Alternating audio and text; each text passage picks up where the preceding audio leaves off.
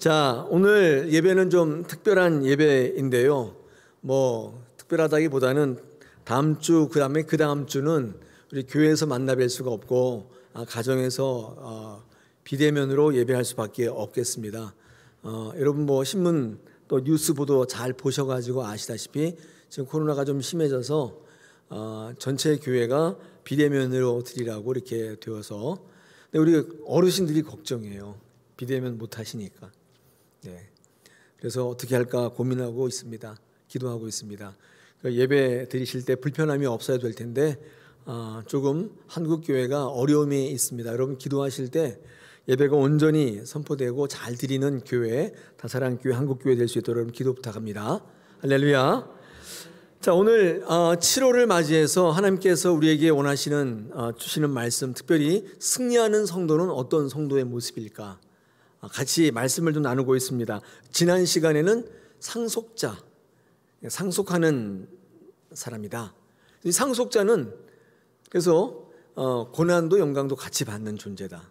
그런 말씀을 같이 나누었습니다. 자, 오늘은요 두 번째 말씀으로 아는 자입니다. 아는 자.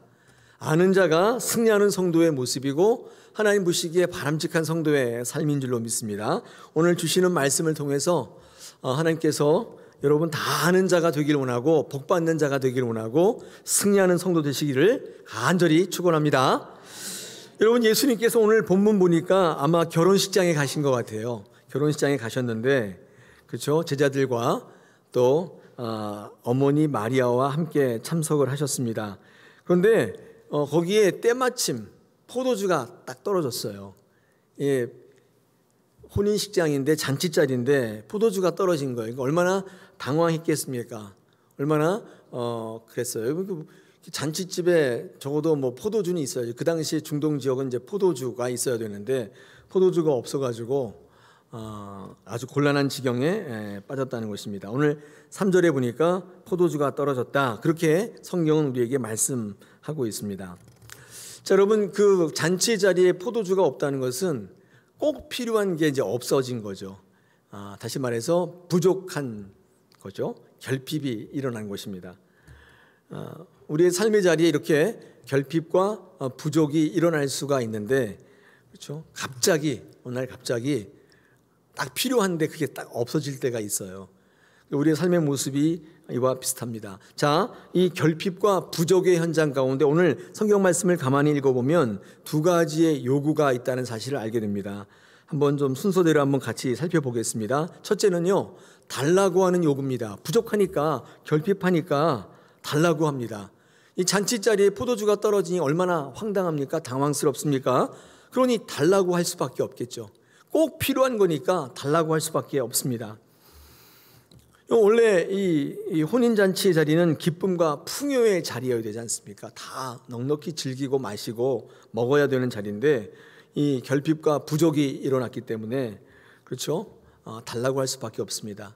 이게 꼭 필요한 자리에 변고가 생긴 것이고 또 전혀 예상치 못한 일이 생긴 거예요. 제가 말씀드린 것처럼 우리의 삶의 자리의 모습이 비슷합니다. 항상 이렇게 변고가 생기는데 예기치 않은 일들로 나타납니다.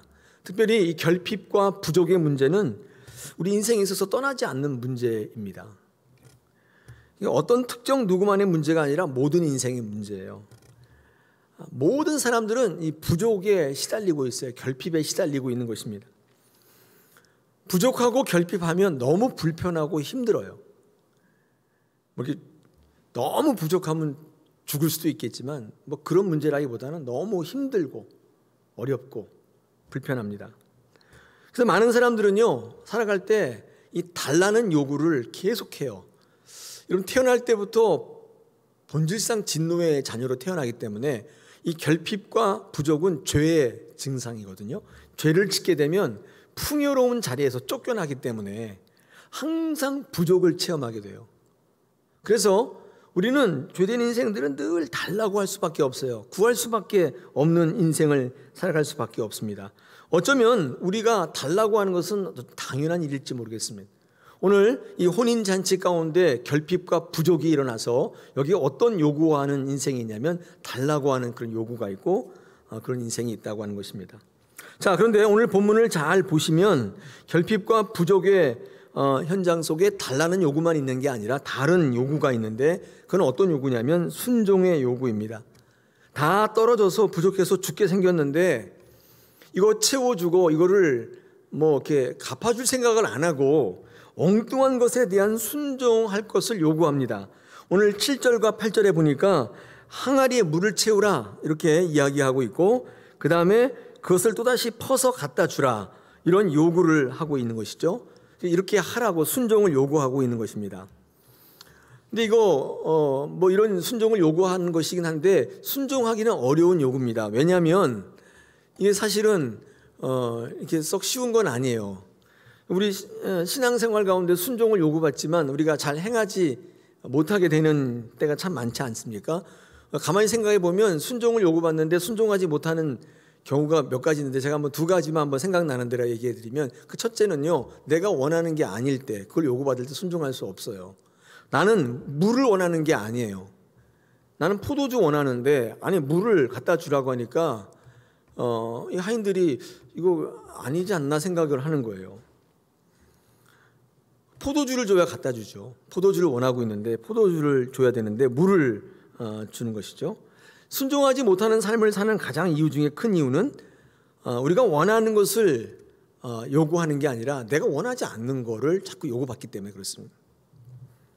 우리는 하나님을 신앙하지만은 하나님의 가치보다도 세상의 가치를 추구하며 살아갈 때가 많아요. 그렇죠. 교회는 다니는데 내가 추구하는 것은 하나님의 가치가 아니고 세상의 가치일 때가 참 많지 않습니까? 여러분 세상의 가치를요 이렇게 한번 세 글자로 요약해 볼 수 있는데 이런 거죠. 많고 크고 강한 거. 이 세 가지입니다. 세상이 추구하는 가치예요.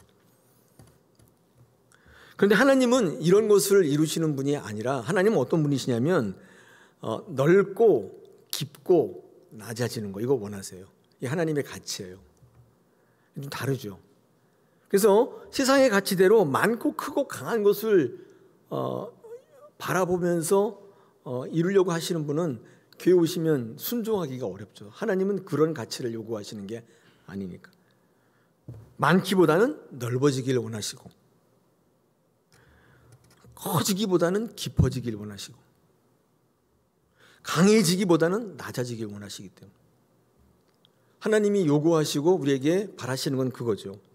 근데 많아지기를 원하시는 분들이 넓어지는 것을 원치 않습니다. 왜냐하면 여러분 많아진다는 것은 축적하는 삶이거든요.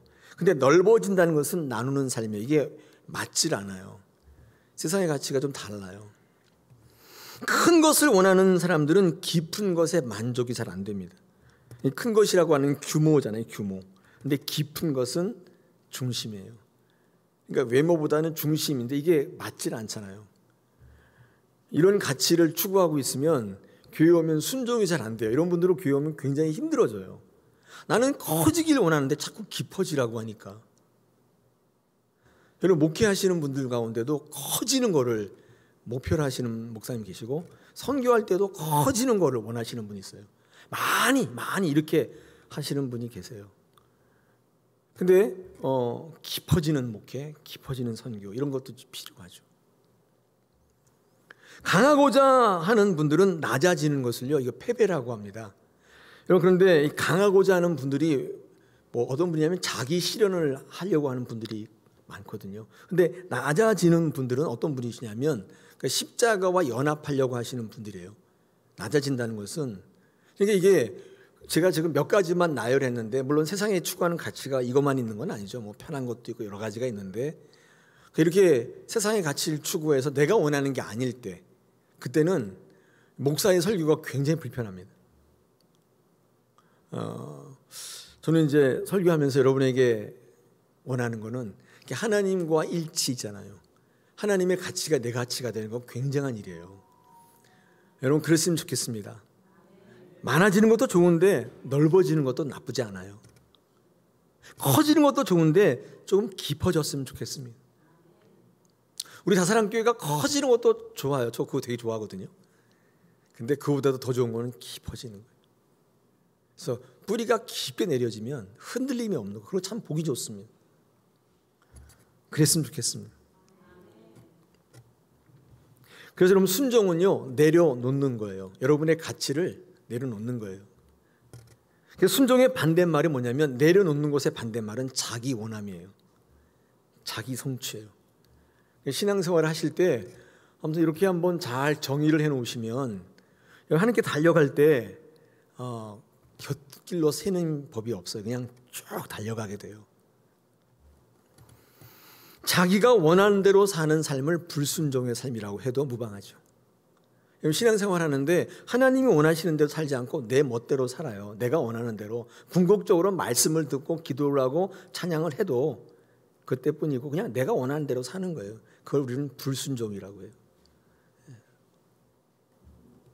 여러분 하나님의 뜻대로 자기의 뜻대로 되지 않는 것은 여러분 패배가 아닙니다.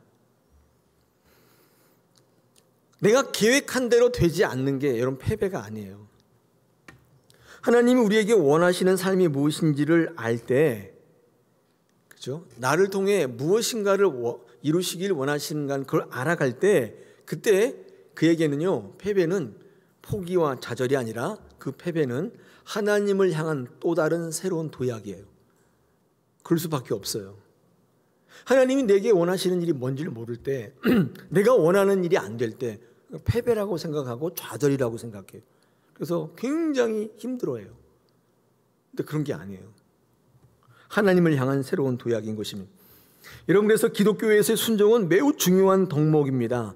순종을 통하지 않고 하나님의 뜻이 이루어지는 경우는 거의 없을 정도로 하나님은 당신의 뜻을 이룰 때 항상 순종을 요구하세요. 여러분 그러므로 이 결핍과 부족의 현장 가운데 두 가지 요구가 있는데 성도는 이런 삶이에요. 당연히 달라고 요구하는 존재이기도 하지만 어떤 존재이기도 해요? 요구받아요. 순종하라. 요구받는 존재이기도 한 것입니다.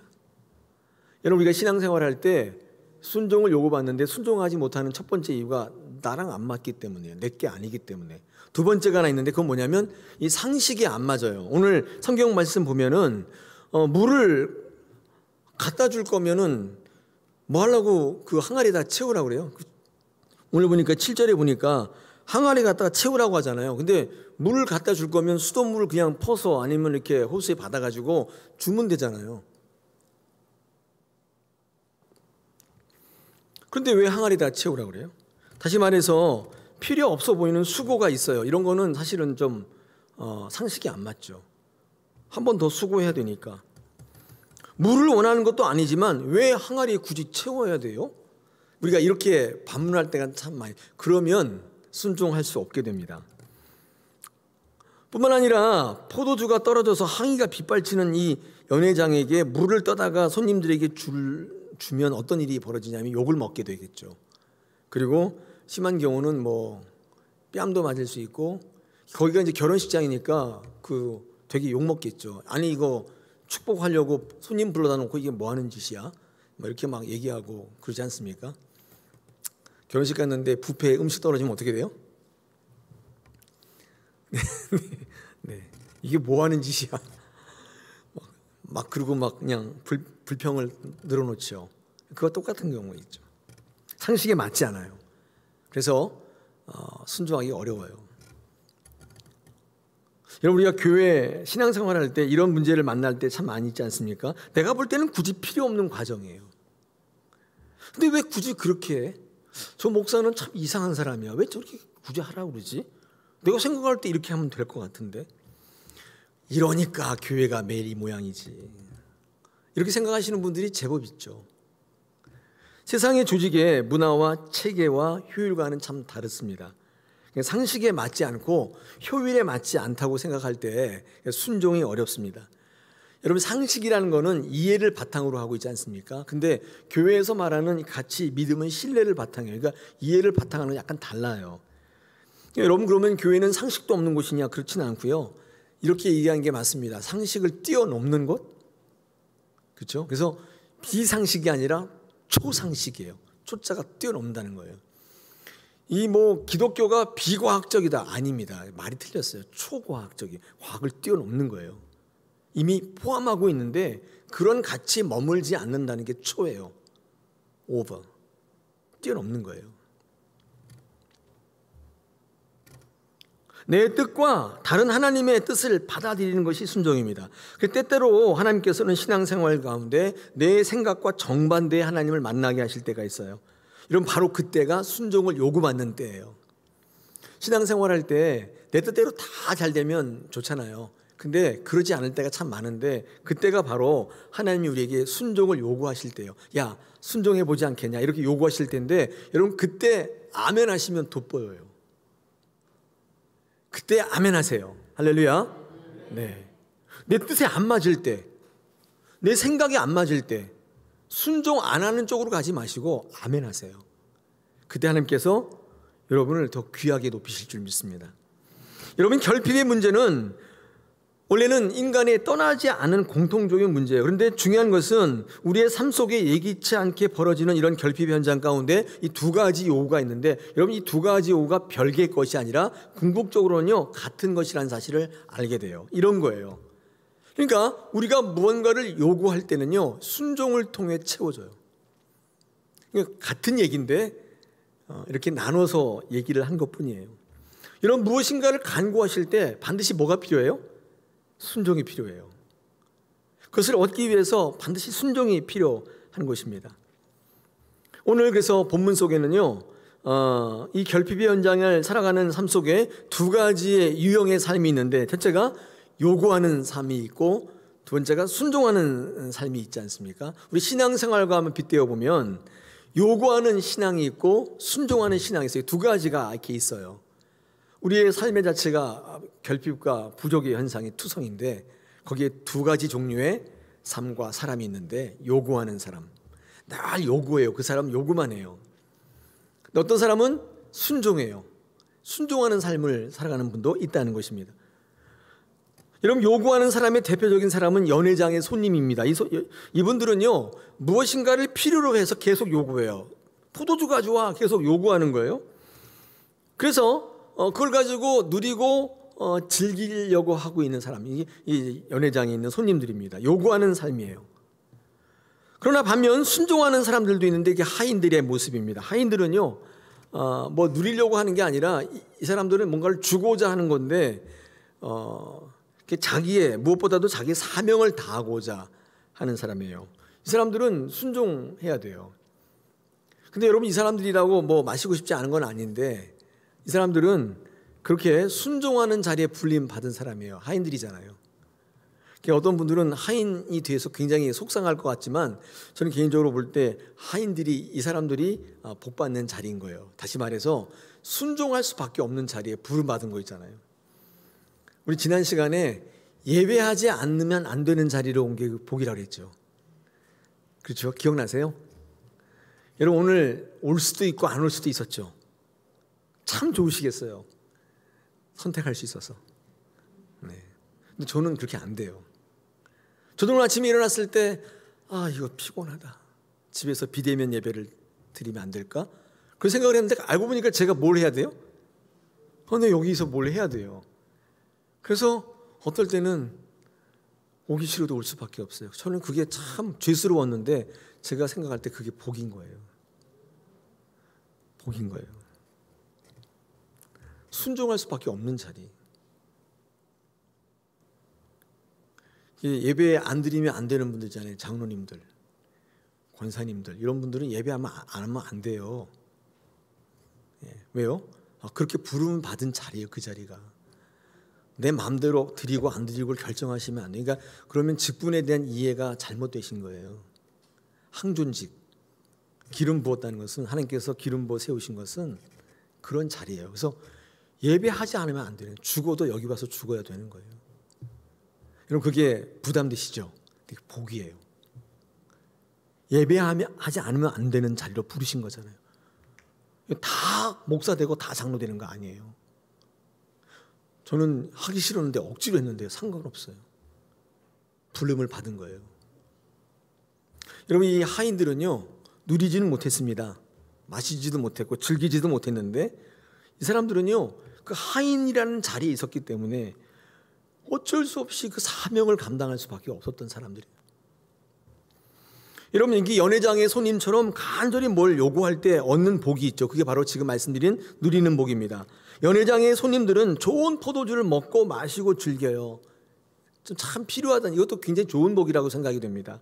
우리 신앙생활 중에 여러분 이런 복의 경험도 굉장히 필요합니다. 여러분 기도하시고 간구하실 때 함께 채워주시고 여러분 누리시는 여러분 되시길 축원합니다. 여러분의 삶 속에 간절히 기도하실 때 하나님께서 그 누림의 복을 주시기를 축복합니다. 이 경험도 반드시 필요하죠. 여러분 그런데 이 누림의 복은 좀 한계가 있어요. 다시 좀 있으면 또 목말라요. 그때는 마실 때 너무 좋았는데 그래가지고 너무 좋았는데 그래서 감탄이 있고 그렇죠? 그랬는데 이게 조금만 지나면 또다시 목마르게 돼요. 그 물이 변하여 포도주가 되는 이 기적이, 복이, 경험이 우리의 삶의 모든 갈증을 영원히 풀어주질 못해요. 원래 이 기적이라는 게 원래 그렇거든요. 또다시 찾아야 되고 또다시 요구해야 되고. 여러분 그래서 이 사람들은 그 다음에 결혼식 끝나고 갔을 때 또 그 포도주 생각나서 이 연회장을 또 한번 기웃거릴지 몰라요. 또 그런 거 있나? 올지 몰라요. 여러분 누림의 복은 한계가 있습니다. 만족이 없어요. 영원한 것을 바라보기에 부족해요.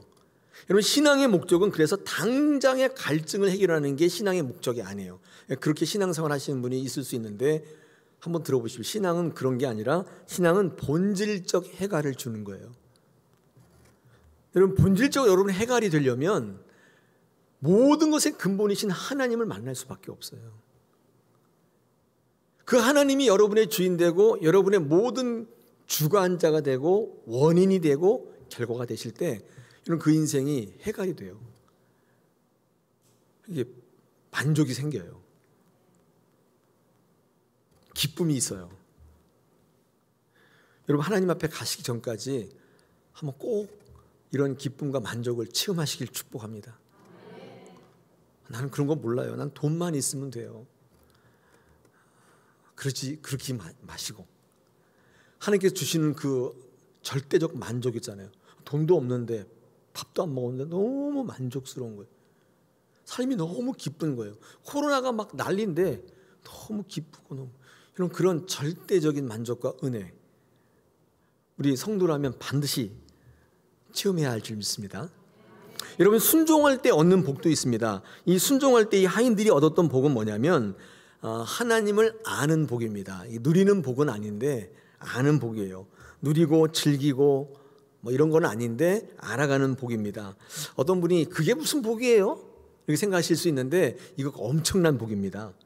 제가 신앙생활하면서 목회하면서 정말 큰 복을 하나 꼽으라 하면 저는 이 하나님을 아는 복, 하나님이 우리 인생 가운데 하시는 일을 아는 복, 하나님이 하시는 일의 비밀을 아는 복, 이게 굉장히 큰 복이에요.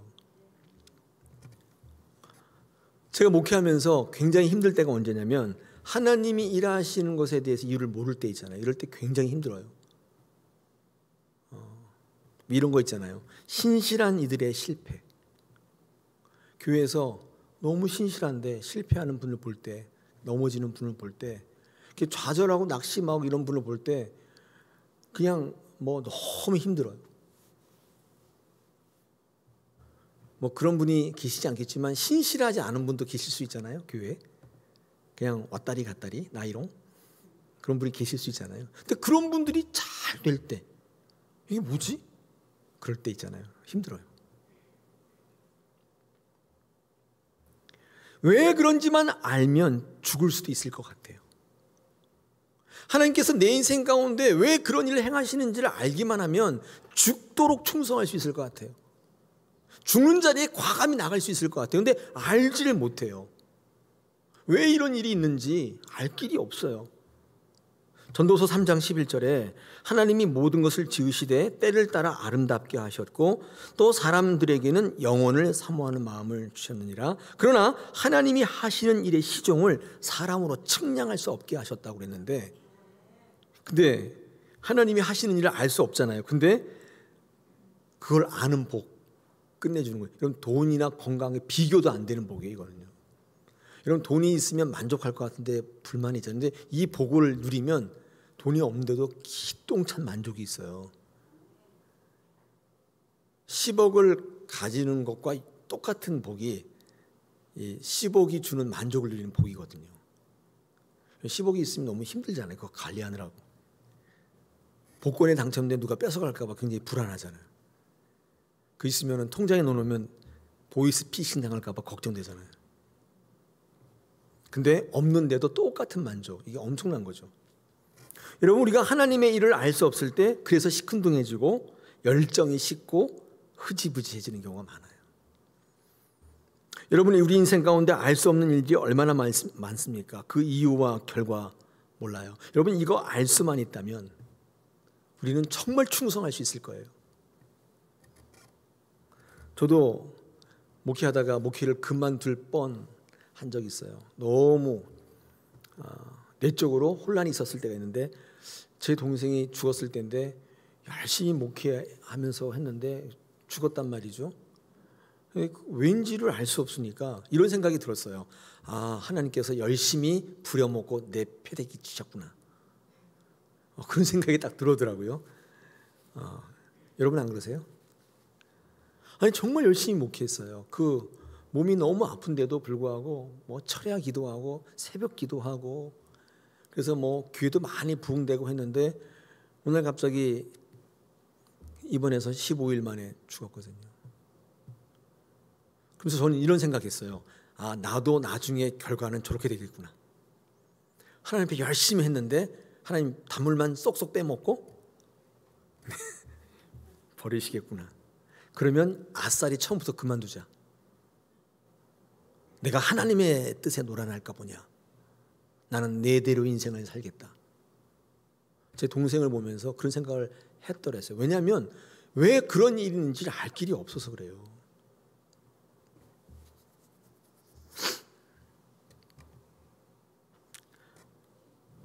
연회장의 손님은 이렇게 훌륭한 포도주를 어떻게 먹게 되었는지 몰라요.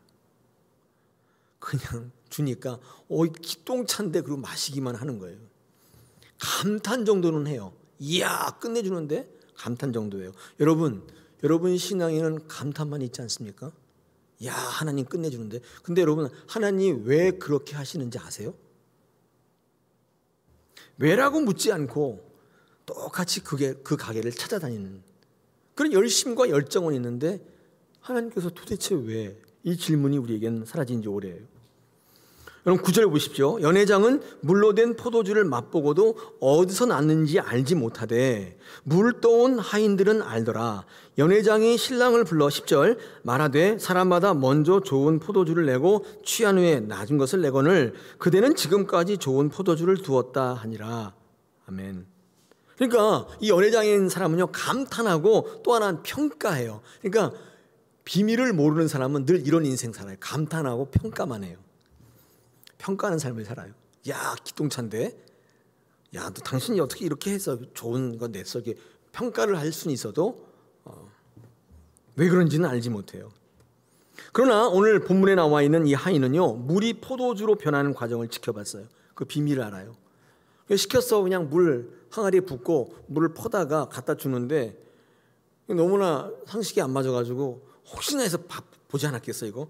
이걸 어떻게 가다 보니까 물이 포도주로 쫙 바뀌는 걸 본 거예요.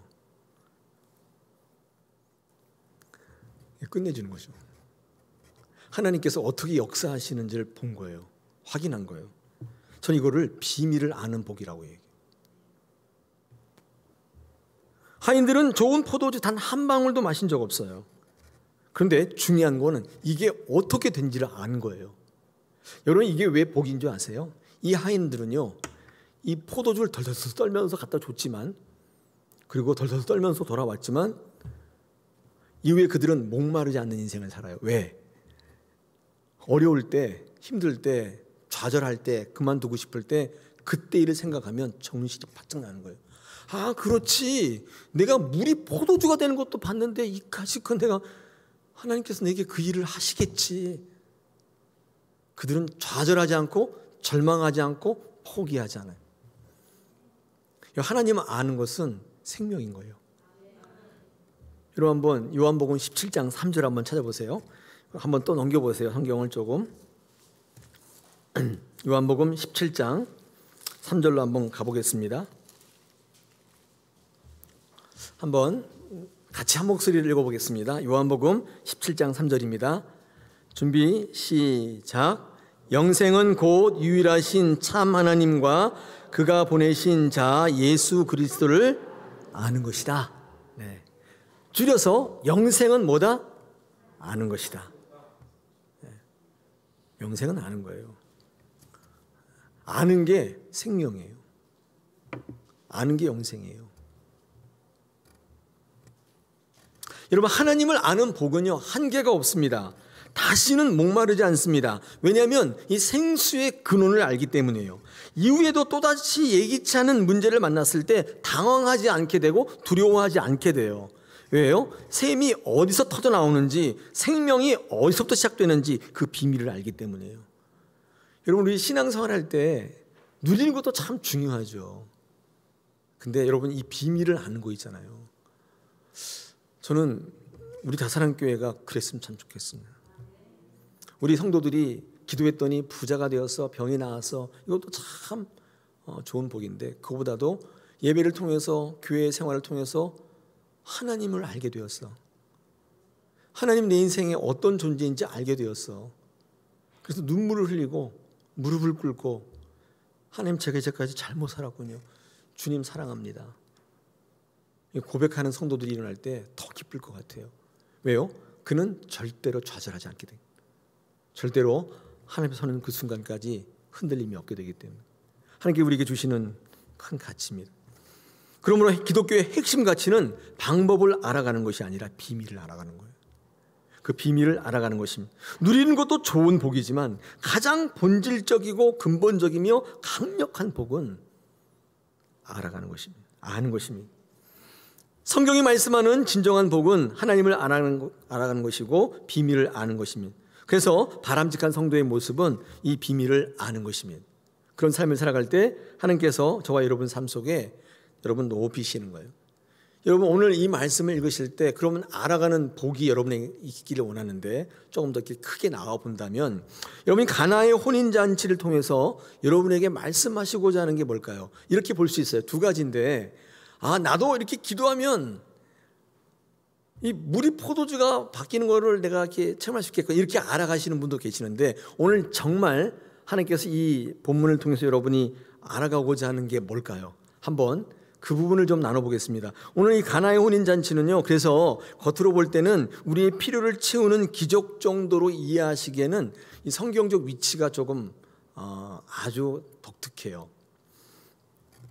그러니까 이게 단순히 어떤 결핍을 채워주는 기적이라고 보기에는 좀 풀리지 않는 부분들이 굉장히 많은 본문입니다.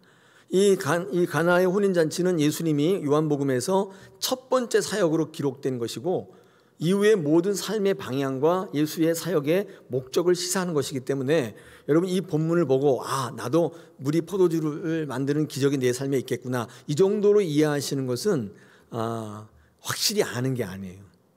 제가 오늘 이 본문은요, 우리에게 무엇을 말씀하고 있냐면, 이게 표적이라고 말씀하고 있죠. 11절 보십시오. 예수께서 이 첫 표적을 갈릴리 가나에서 행해서 그 영광을 나타내신다. 여러분, 이거를 표적이라고 얘기하고 있는데, 여러분, 표적이라는 건 뭐냐면 항상 어떤 목적이 있어요. 이렇게 혼인잔치에 가신 것도 의도적인 것이고, 거기서 물이 떨어졌는데 포도주를 만들어서 연회장에 있는 사람들에게 주신 것도 의도적이고 의도성이 있고, 그 다음에 그냥 물을 갖다 주면 되는데 정결의 항아리에다 갖다 부어서 갖다 주라는 것도 어떤 의도성이 있는 것이고, 말씀을 볼 때 그렇게 알아가시면 이 말씀이 여러분 인생 가운데 굉장한 영향력을 행사하게 돼요. 그렇지 않으면 그냥 똑같은 기적의 말씀이에요. 똑같아요. 이런 거죠. 나도 열심히 하면 그런 기적을 체험할 수 있겠구나. 똑같은 기적의 말씀이 하나예요. 여러분, 성경 읽으면 기적 많잖아요. 죽은 자를 살리시고 앉은 병 일으키시고 눈뜨게 하고, 그거 똑같은 얘기예요. 그냥 그저 모든 기적을 똑같이 내 삶의 문제를 해결하는 방법으로 알아가게 돼요. 그러나 성령이 말씀할 때 각 그 표적들은 다 의도성이 있고 그것을 말씀하려는 의미가 있다는 것이죠. 여러분, 오늘 이 본문의 말씀을 그렇게 열심히 간구하면 내 필요를 채워주시고 물 같은 것으로 포도주도 만들 수 있다. 이 정도로 아는 것도 나쁘진 않죠. 근데 베스트는 아닌 거예요. 그럼 오늘 이 말씀을 가지고 우리에게 뭐를 말씀하려고 하는 걸까요? 여러분, 이 말씀은 조금 굉장히 중요한 말씀인데, 이 포도주가 된다, 포도주를 만든다, 이런 것은요, 사실은 전에도 한번 말씀 나눴는데 종말의 때를 의미하는 단어예요. 이 포도주라는 거는 종말의 때를 의미하는 단어일 때가 참 많아요. 그래서 물로 포도주를 만든다는 것은 굉장한 의미가 있는 것이죠. 그래서 이 물이라고 하는 건데, 이 물이 어떤 물이에요?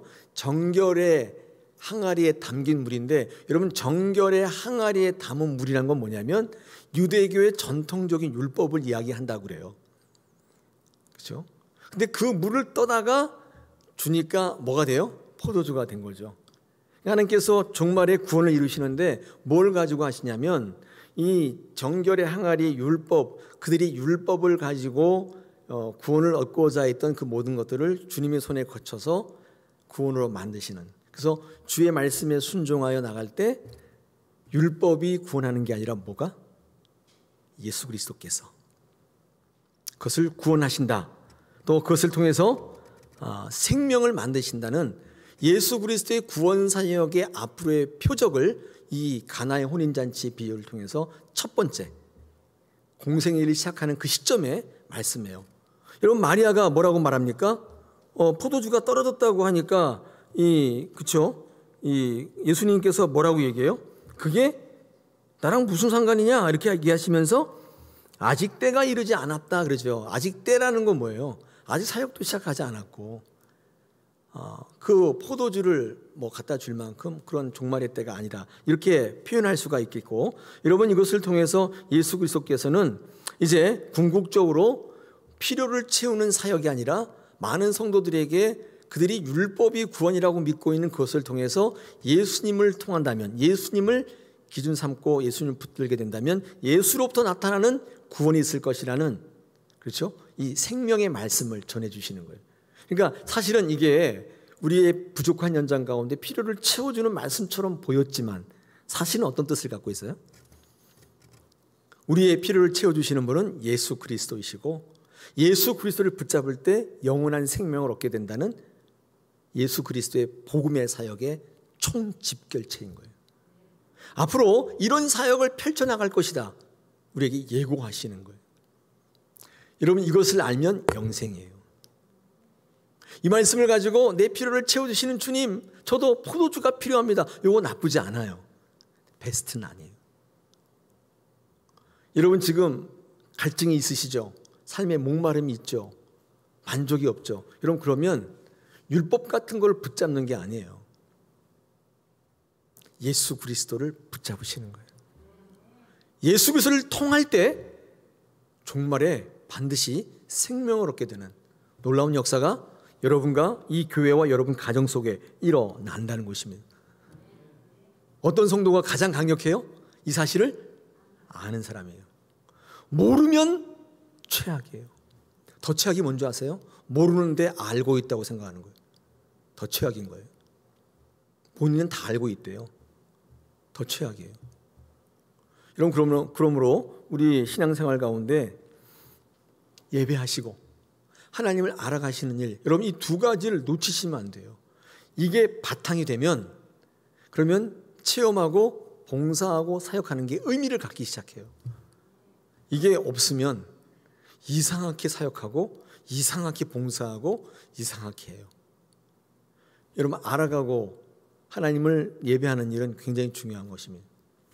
저희 교회가 세워진 지 25년 됐잖아요. 그런데 제가 우리 교회를 같이 신앙생활해 보니까 우리 교회는 누리는 것도 참 중요한데 올바른 누림이 되고 올바른 또 체험이 되고 올바른 기적이 되려면 하나님을 예배하고 알아가는 일이 우선돼야 돼요. 지금은 이게 강조되고 있는 때예요. 우리 다사랑의 성도들이 참 잘하고 계세요. 예배하는 거 보면 참 많이 모여서서 하시고 삶을 드리시고, 그런 모습을 볼 때 저도 더 막 목회에 동기가 되고, 여러분 누리시는 거 굉장히 갈망하시죠? 그는 저절로 돼요. 누리시는 건 여러분이 하는 게 아니에요. 알아가실 때 하나님께서 그것을 누리게 하시고 그것을 복되게 하시고 그것을 통해 많은 사람들을 구원하는 도구로 사용하시게 될 것이기 때문에 오늘 이 시간 하나님을 알아가시고 예배하는 일에 총력을 기울이세요. 그러면 여러분이 원하는 것을 얻게 되는 것입니다. 여러분 다음 주부터는 이제 이렇게 얼굴과 얼굴을 맞대어 예배는 못하고 한 몇 주간은 집에서 TV로 핸드폰으로 보셔야 되는데 제가 이제 이렇게 여러분이 어쩌다 보니까 어떤 분들이 그러시는데 예배를 드리는 게 아니라 설교를 듣는 것으로 대체하시더라고요. 그러니까 11시 예배면 그렇게 안 하다가 대충 김동호 목사는 11시 예배면 11시 한 반쯤에 설교한다 그러면 11시 반에 딱 트셔가지고 설교만 딱 들으시고 나가요. 여러분 여기 자 이렇게 보잖아요. 조회수가 설교 끝나면 급격하게 떨어져요. 그럼 그 예배 드리는 게 아니라 설교 들으시는 거예요. 혹시 가정에서 그렇게 지금 막 이제 끝날 때쯤 됐네 끌려고 이렇게 준비하고 있는 분이 있으면 네. 네. 어떻게 내 마음을 알지? 네. 여러분 우리는 비대면 예배하는 것이지 비대면 설교를 듣는 게 아니에요. 물론 설교가 예배의 굉장히 중요한 부분이기도 한데 예전이라는 게 있잖아요. 부름도 있고 성령도 있고 사죄도 있고 교독도 있고 다 있어요. 여러분 이게 합하여 예배가 되는 거예요. 여러분 그 시간에 딱 삶을 드리셔야 돼요. 저희 교회는 녹화하지 않잖아요. 이유가 뭔지 아세요? 그 시간을 드리라고 하는 거예요. 그 시간에만 예배할 수 있는 거예요. 다른 시간은 못해요? 할 수 있죠. 녹화를 다 볼 수 있기 때문에 할 수 있는데 다 필요한 거 하다가 할 일이 없을 때 예배하는 것보다도 딱 그 시간에 내 삶을 드렸으면 참 좋겠어요. 이제 또다시 그런 하나님과의 약속 가운데 예배의 자리로 나가게 됩니다. 다음 주부터는 전면 비대면이에요. 교회에서 할 수가 없게 됐어요. 근데 25일까지 할지 한 달 될지 잘 모르겠어요. 우리는 다사랑교회는 훈련 잘 해오셨잖아요. 우리는 언제나 어디서나 예배하는 분들 아니세요? 예배하심으로 하나님을 잘 알아가심으로 승리하는 성도 되시길 축복합니다. 할렐루야.